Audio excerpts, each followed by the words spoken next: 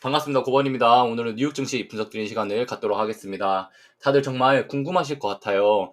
도대체 악재가 어디 있다고 어제도 나스닥이 1% 이상 하락이 나와야 돼? 라고 궁금하실 시장이기도 하고요. 도대체 호재밖에 없는데 우리가 기대하고 있는 4월달, 5월달처럼의 이런 슈퍼랠리는 왜 나오지 않는 거야? 라고 궁금하실 거란 말이야. 자, 어제 같은 경우는 마이크론이 역대급 실적 발표를 진행하면서 기관의 예상치까지 모두 초과하는 엄청난 실적이 나왔어요. 추가적으로 현재 이란 전쟁이 종료되어 있고 국제 유가는 80불 아래로 내려와 있으면서 전날 PCE는 예상치에 부합하면서 인플레이션 우려 완화까지 진행됐다는 거예요.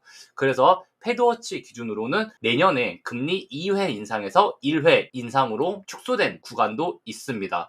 즉 뉴스만 보면 완전 호재뿐이고 도대체 악재가 어디 있는 거야 라고 우리가 해석할 수 있단 말이에요. 그렇다고 해서 어제 뭐 달러, 국채금리, 빅스 이런 게 엄청나게 튀었냐? 이런 것도 아니라는 거예요. 그럼에도 불구하고 어제 실적 발표가 나왔던 마이크론이나 일부 반도체 종목들은 상승이 나왔지만 이외에 뭐 나스닥 포함해서 엔비디아, 마벨, ARM 등등 여러 반도체 섹터들은 상승을 이어가지 못했습니다. 해당 인사이트는 유료 자료로 저희 멤버십 통해서만 공개를 드리는데 오늘 일반 영상 통해서 간단하게 설명드리는 시간을 갖도록 할게요. 그래서 어제의 하락 원인은 애플이 가격을 인상했다라는 이슈로 더 이상 빅테크 기업들이 메모리의 수요 급증으로 인해서 메모리 가격이 올라가니까 이걸 소비자들에게 가격으로 전가하고 있구나라고 해석하면서 지금 반도체 가격이 비싸다는 건 마이크론을 포함해서 반도체 섹터들은 호재인데 그걸 돈 주고 사야 하는 기업들은 매출의 악재겠네. 영업이익의 악재겠네.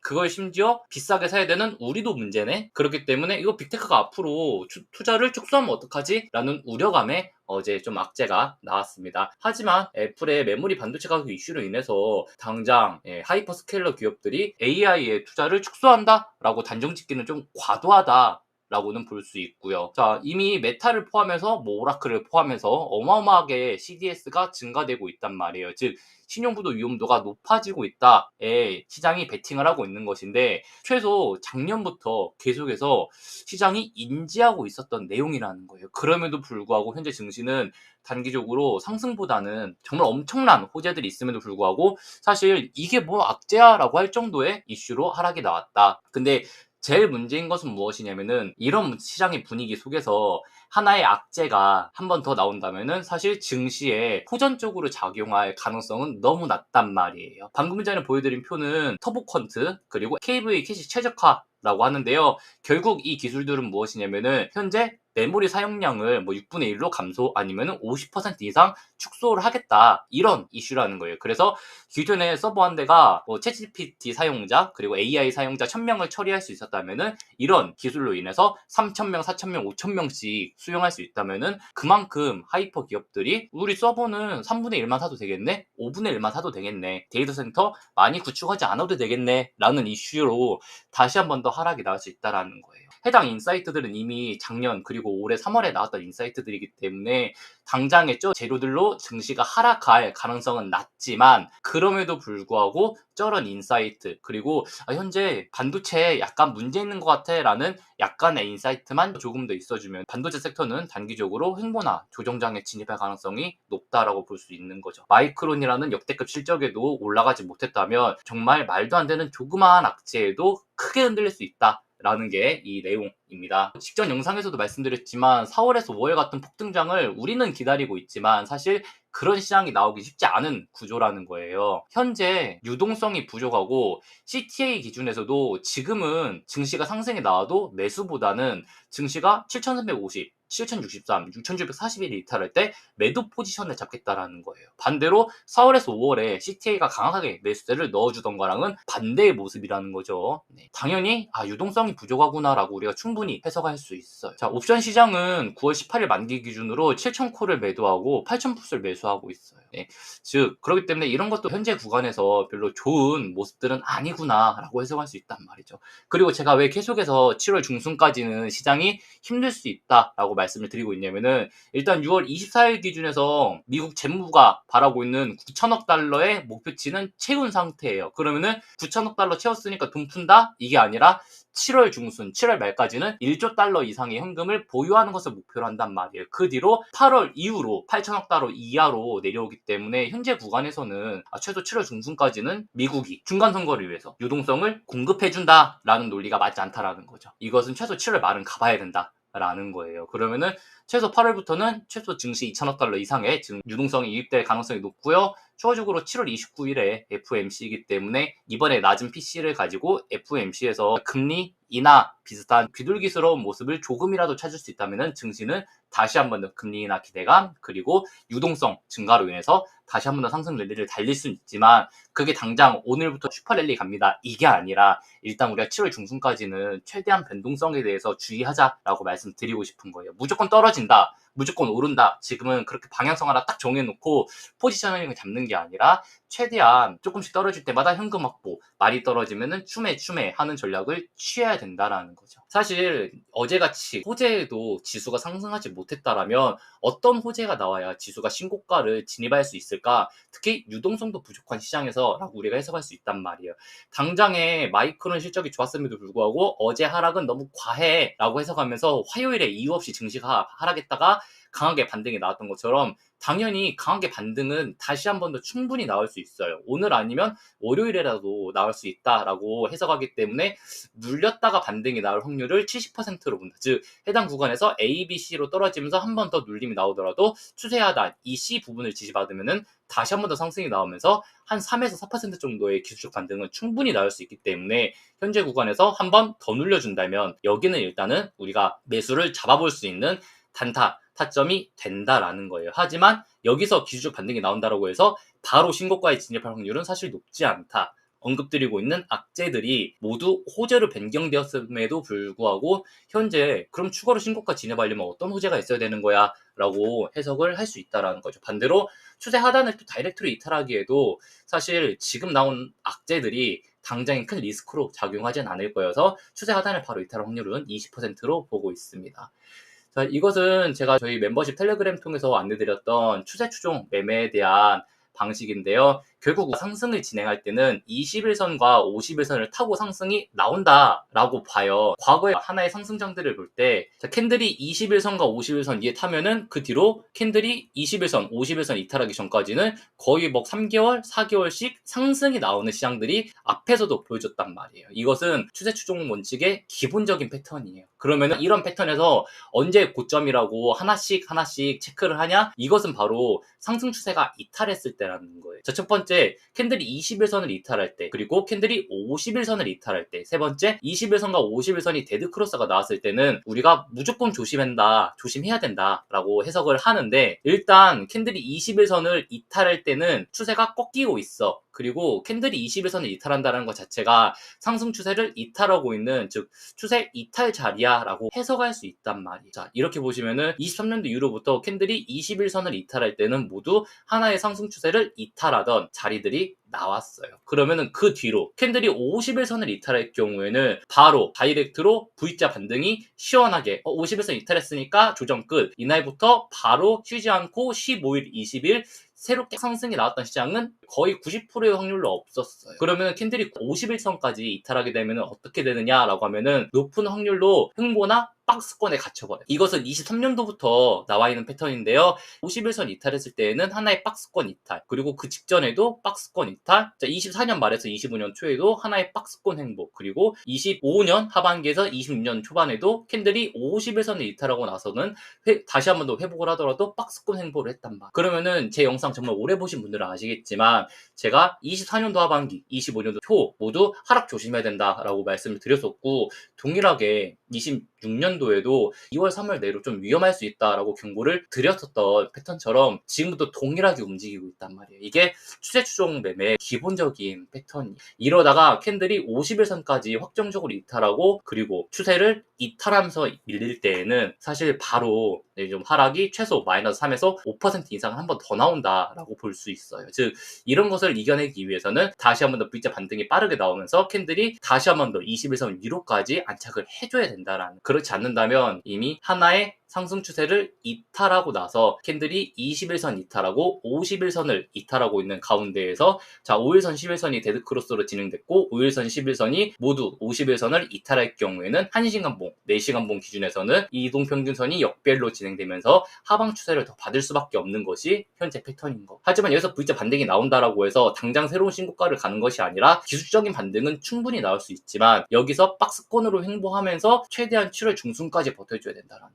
그래서 7월 중순, 7월 말까지 패턴은 두 개예요. 최대한 박스권으로 버티면서 하단 밀리지 않으면서 버티다가, 즉 가격적으로 조정을 받지 않고 기간적으로 조정을 받다가 위로 치고 올라가느냐, 아니면 결국 하단 이탈하고 한번 기술적 반등 나왔지만 결국 한 번 더 하락 추세 상단이나 아니면은 직전에 6월 15일, 16일경에 전고점 돌파하지 못하고 밀릴 때 한 번 더 이렇게 지그재그형 하락이 나오는, 즉 ABC의 하락이 나오느냐로 볼 수 있다라는 거죠. 자, 이렇게 하락이 나올 때 있어서 저는 개인적으로는 직전 26년도 1월 달의 고점 이었던 해당 구간까지 한번 밀어내고 나서 조정이 끝난다라고는 예상하고 있어요. 그래서 우리가 이런 것들을 좀 예상하면은 결국 이런 식으로 흔들다가 한번 빠지고 G라인 받은 다음에 여기서 G라인을 만들 경우 7월 말, 8월 초부터는 V자 반등 나오면서 새롭게 다시 한번 더 상승이 나올 수 있겠구나라고 해석할 수 있단 말이에요. 그럼 우리가 조심해야 되는 것은 현재 구간에서 무조건 올라가니까 계속 추매가 아니라 하나의 V자 반등이 나오면서 추세 변경이 되는 것을 보면서 기다리고, 반대로 기술적으로 반등이 나올 때 있어서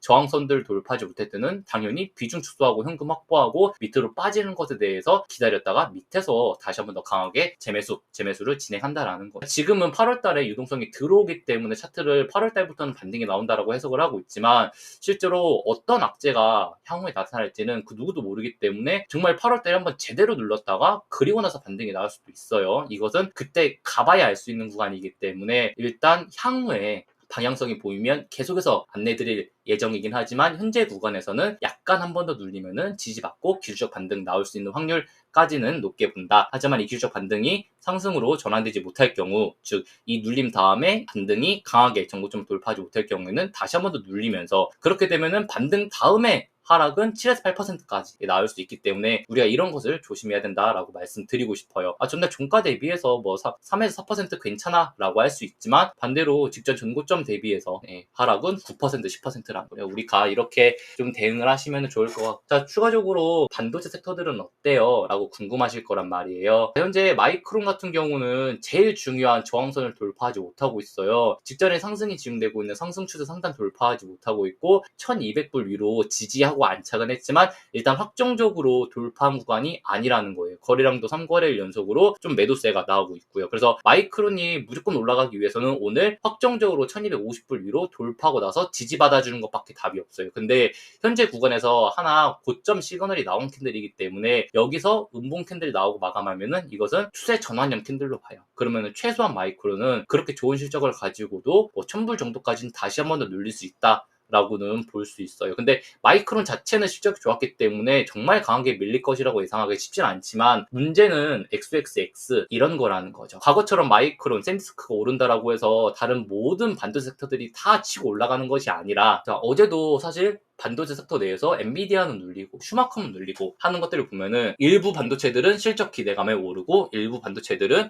우려감에 내리는 이런 변동성들이 이어지면서 스도 7월 중순까지는 최소 박스권 내에서 가둬놓고 움직일 가능성이 너무 높아요. 즉 이게 단기적으로는 680불까지 올라갈 수 있고 눌려도 다시 한 번 더 580불 지지받으면은 다시 한 번 더 600불까지는 갈 수 있지만 결국 600불 다시 한 번 더 돌파하지 못할 경우, 이 680불 다시 한 번 더 돌파하지 못할 경우에는 단기적으로 이 W자 파동 패턴이 나오고, 즉 더블탑 패턴 나오면서 이후로 한번 밀어내는 자리가 대략적으로 520불이냐 480불이냐 460불이냐 이것은 향후에 봐야 되지만 일단 나스닥 패턴이나 이런 것들을 보자면은 일단 좋은 흐름은 아닐 수 있다라는 거예요. 당장 속스가 추세를 이탈했다? 이건 아니고요. 당장 무너진다? 이것도 아니에요. 하지만 나스닥 기준에서 추세를 이탈하고 있기 때문에 속스도 혹시나 580불까지 이탈할 경우에는 한번 리스크를 점검해 볼 시간은 있다라는 거죠. 거예요. 자, 그렇기 때문에 이것은 속슬 기준에서도 사실 동일해요. 그래서 속슬 같은 경우도 사실 지금 기준에서는 한 번 더 반등이 나오면은 뭐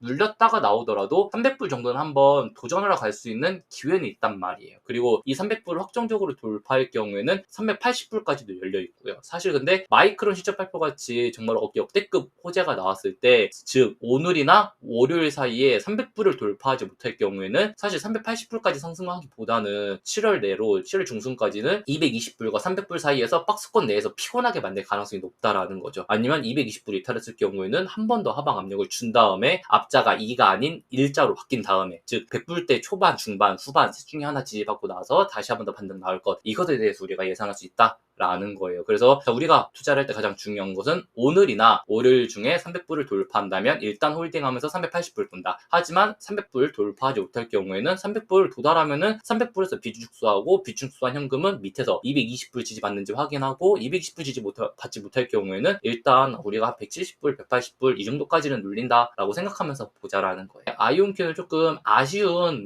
모습들이 좀 보여지고 있어요. 근데 이렇게 금리나 기대감이 축소가 됐다라는 것은 아이온큐나 이런 종목들에 대해서는 호재라는 거예요. 그럼에도 불구하고 아이온큐가 현재 구간에서, 즉 금리 인상 기대감이 축소가 되고 있음에도 불구하고 어제 마이너스 5% 이상 하락이 나왔다는 것은 캔들이 결국 52선을 이탈하고 밑으로 하방 압력을 받고 있다라는 거예요. 이 종목이 마지막 심리적 지지라인은 50불이에요. 50불 이탈하게 되면은 단기적으로는 40불 초반에서 중반까지 눌린 다음에 하락이 종결될 거거든요. 그러면은 하나, 둘, 셋으로 눌린 다음에 하락이 종결될 가능성이 높아요. 그러면은 자, 이와 같이 헤이드 앤 숄더 패턴이 나오면서 하락이 종결되고, 그리고 밑에 있는 기준선 지지받은 다음에 지지받고 다시 한번 여기서 박스권 횡보 나오다가 이후로 7월, 8월 넘어서 다시 한번 더 반등 나오는 이런 모습을 우리가 기다려볼 수 있단 말이에요. 그래서 혹시나 아이온큐 보유자분들 계시면은 일단 내가 이 종목 눌렸을 때 40불 초반 중반에서 추매해야겠다라고 홀딩 하셔도 되고, 아니면은 현금이 전혀 없으시면 50불 이탈할 때 비중 좀 축소하시고 밑에서 다시 한 번 더 다 좀 잡으셔도 좋을 것 같아요. 당장 지지받는다고 해서 V자 반등 강하게 나오는 것보다는 여기서 위아래로 박스권을 흔들면서 움직일 가능성이 더 높다라는 것만 우리가 인지하시면 될 것 같습니다. 사실 이 패턴에 대해서는 이미 팔란티어가 이미 한번 보여주고 있기는 해요. 이것은 뭐 팔란티어도 그렇고 테슬라도 동일한데, 아까 이 패턴에서 이 하락 추세 전환이 이미 진행되고 나서 유지가 되고 있는 종목이 팔란티어라는 거예요. 즉 캔들이 21선, 51선 위로 돌파하지 못하고 계속해서 약세 패턴이 나오는 것이 사실 하락 추세다라고 우리가 보고 있는데요. 자, 보시면은 4월 23일부터 해서 계속해서 뭐 그 전부터 그렇지만 하락 추세를 계속 진행하고 있어요. 한번 5월 29일경에 빠르게 반등은 나왔지만 결국 캔들이 6월 5일경 다시 한번 더 21선과 51선 이탈하면서 하락 추세를 강하게 진행하고 있고요. 일단 팔란티어 같은 경우는 직전 이 하락 추세 하단부인 100불까지 눌림이 나왔고, 피보나치 눌림 기준에서도 3.618까지 지라인이 나온 자리이기 때문에 원래 같으면 여기서 V자 반등이 나오는 게 맞아요. 근데 그럼에도 불구하고 100불 이탈할 경우에는 이 종목 앞자 뭐 90불이든 80불이든 한 번 더 누른 다음에 하락 종결 짓고 반등 나올 때 115불, 120불 한번 준 다음에 그 다음 예상 횡보가 나오든 아니면 한 번 더 빼면서 70불까지 떨어지는 이런 패턴 나올 수 있단 말이에요. 그렇다라는 것은 우리가 팔란티어에 대해서 볼 때 하나, 둘, 셋으로 떨어지고 나서 100불 이탈하면은 90불 초반 정도 지지받은 다음에 반등 나올 텐데, 이 반등이 115에서 120불 돌파하지 못할 경우 한 번 더 떨어지면서 A, B, C, D, E의 구조를 가지고 70불대까지 하락이 나온다. 그러면은 결국 팔란티어는 우리가 어디를 봐야 되냐? 90불 초반에서 지지를 받느냐, 100불 초반에서 지지를 받느냐, 아니면 70불 초반에서 지지를 받느냐, 이 셋 중에 하나를 보면서 G라인 지지받고 V자 반등이 나올 때만 돌파 매매를 진행하면서 따라잡는다. 이렇게 우리가 보시면 될 것 같아요. 자, 이틀 전 영상에서 라부에 대해서 좀 분석을 드렸어요. XBI랑. 그 뒤로 라부 같은 경우도 계속해서 고점을 높여나가고 있는데, 어제같이 나스닥이 하락이 나오면서 좀 약세 패턴이 나오고 있음에도 불구하고 현재 구간에서 계속적으로 좀 고점을 높여나가고 있다는 것은 금리 인상 뭐 기대감 축소되면서, 그리고 추가적으로 바이오 섹터에 대해서 어떤 기대감을 가지고 올리고 있다라고는 보고 있는데 재료는 아직 잘 보이지는 않아요. 그래서 보유자분들 계시면은 이 종목 1차적으로 249불, 그리고 2차적으로 결과적으로 249불. 이 두 자리 이탈하기 전까지는 홀딩한다라고 보시면 돼요. 그래서 밑에서 잘 잡아놨기 때문에 사실 크게 리스크를 보고 있지는 않고 이 두 자리 이탈하기 전까지는 계속해서 상승으로 본다. 하지만 이 두 자리 이탈할 때는 단기적으로 재미있는 타점은 200불에서 215불, 즉 직전에 4월 20일경 전고점 돌파했던 이 자리를 지지라인으로 지지할 경우에는 강한 재미있는 타점 나오고 그 뒤로 더 상승 나오면서 300불 상승을 한번 보자라고 보고 싶습니다. 그래서 이런 종목들이 현재 구간에서 반도체가 눌릴 때에도 반대로 양봉이 나오고 있는 종목이기 때문에 하나의 순환매 종목이다 라고 보시면 될 것 같아요. 그래서 반도체 내에서 순환매가 무엇일까라고도 보는 것도 중요하지만 반대로 반도체가 아닌 다른 섹터가 지금 왜 상승이 나오고 있고 언제까지 상승이 나올지에 대해서도 보면은 꽤 괜찮다라고 보고 있다라는 거예요. 21선, 51선이 확정적으로 골든 크로스가 나오고 다시 한번 올라가고 있기 때문에 자, 상승 추세로 진입하고 있다는 21선, 51선 데드 크로스가 하락 추세 전환이라면 반대로 21선, 51선 골든 크로스는 상승 추세 전환으로 보셔야 된다라는 거고요. 자, 그렇기 때문에 박스권 상단 돌파하고 위로 올라갈 때 있어서 현재 구간 라부 이런 것들은 조금 더 볼 수 있는 종목이다 라고 말씀드리면서 제가 계속해서 조정에 대해서 말씀드릴 때마다 사실 저도 별로 좋지는 않나요. 왜냐면은 보유하고 계신 분들이 손실이실까봐 걱정도 많이 되고 반대로 또 틀리면 결국 그냥 또 하락보다 틀리네 라고 사실 조롱도 많이 받아서 뭐 미국 주식 다들 아시다시피 하락보다는 상승 나오는 날이 더 많고 또 상승이 더 잘 나오기도 해서 1년 내내 상승만 나온다 상승만 나온다라고 외쳐도 1년 중에 뭐 9개월, 10개월은 무조건 맞추는 사람이 될 수 있지만 그럼에도 불구하고 1년 내내 오릅니다 하고 맞출 때만 제가 맞췄습니다 하는 것보다는 당연히 제 눈에 리스크가 보일 때 하방 압력이 보일 때에는 일단 조금이라도 경고를 해드리는 것이 제 역할이라고 생각을 하고 있습니다. 그래서 좀 불편하게 생각하지 마시고 뭐 제가 떨어졌다고 해서 제가 했지 뭐 이런 게 아니라 제 영상을 시청해주시는 구독자님들 1%라도 수익 조금 더 내시고 조금이라도 덜 손실 보셨으면 좋겠다라는 생각으로 최대한 노력하고 있다는 점만 알아주시면 좋을 것 같습니다. 오늘 방송은 여기서 마무리 짓도록 하겠습니다. 영상 시청해주셔서 감사합니다.